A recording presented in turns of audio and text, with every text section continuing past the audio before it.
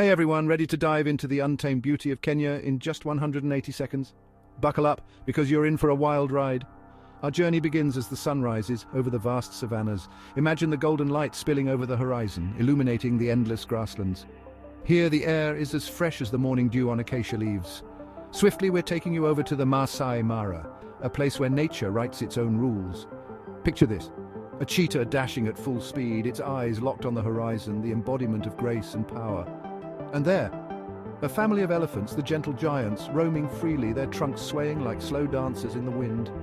Isn't it breathtaking? Now let's zoom over to the coastal city of Mombasa. The contrast is stark. The ocean sparkles under the sun, boats bobbing gently on the surface. The air here carries a salty tang mixed with the spicy aromas of street food. Mombasa is not just a scenic escape, it's a vibrant cultural tapestry. Switching scenes, we're now headed up north to the mystical Samburu. This lesser-known gem offers a unique spectacle with its rare species like the reticulated giraffe and Grevy's zebra.